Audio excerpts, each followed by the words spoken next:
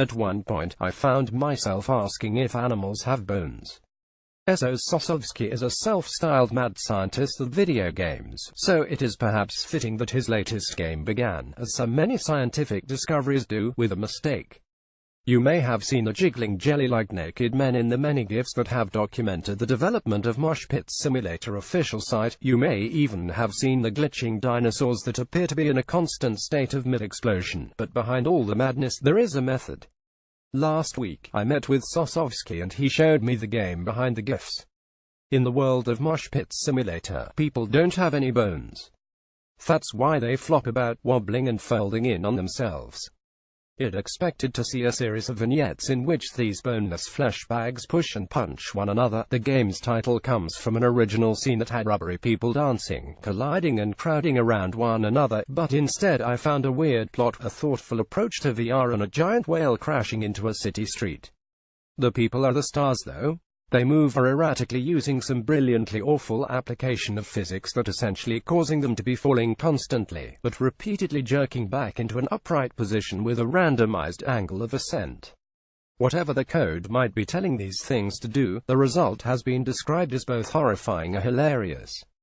Looking at it close up, I feel it's more the latter than the former, which is in line with Sosovsky's own feelings.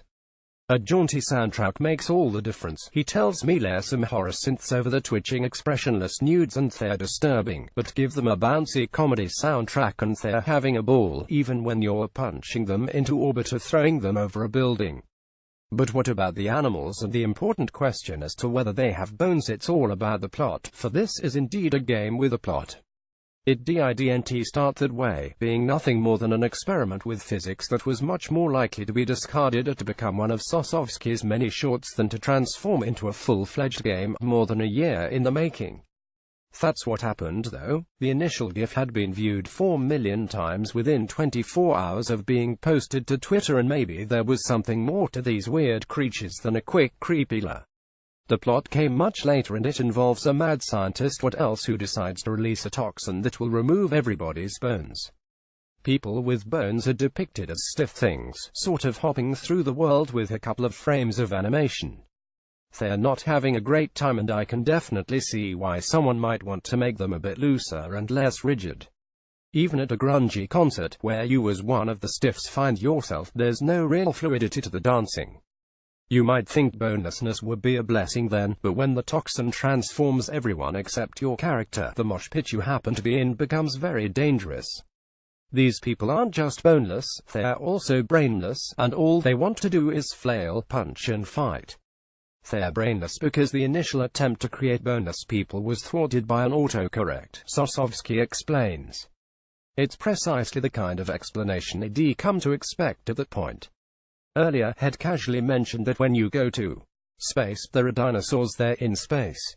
I laughed and said, of course, mildly objecting to my acceptance of the idea as the kind of lol random weirdness for the sake of weirdness that it'd be easy to see the game as. He explained dinosaurs never went extinct, they became so advanced that they left the planet and went to live in space.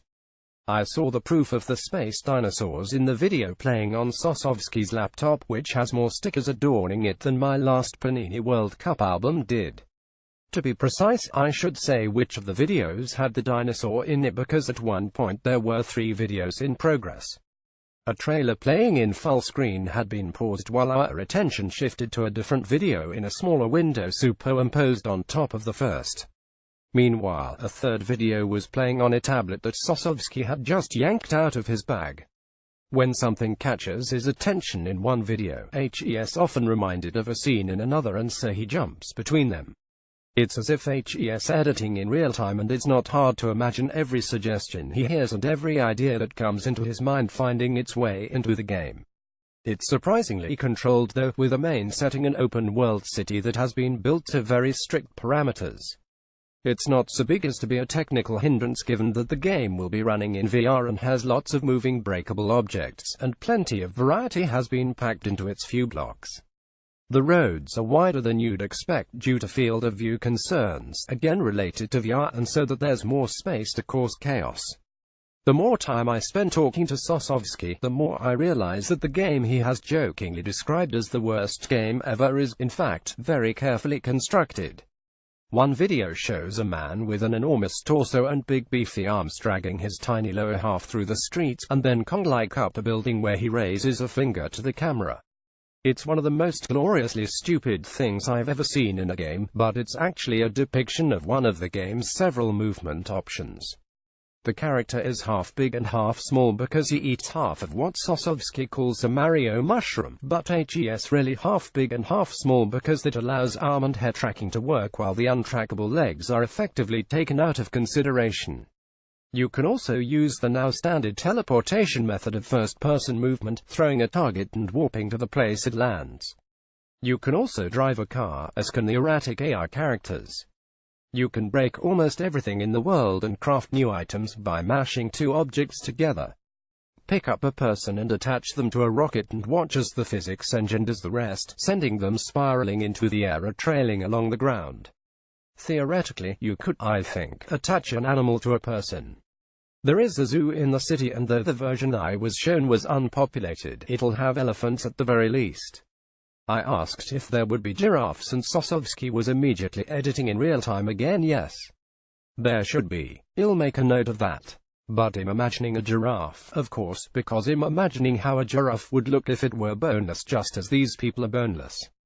With the head dangling at the end of that mighty neck like a wrecking ball on a rope. We'd be back to Nightmare Country.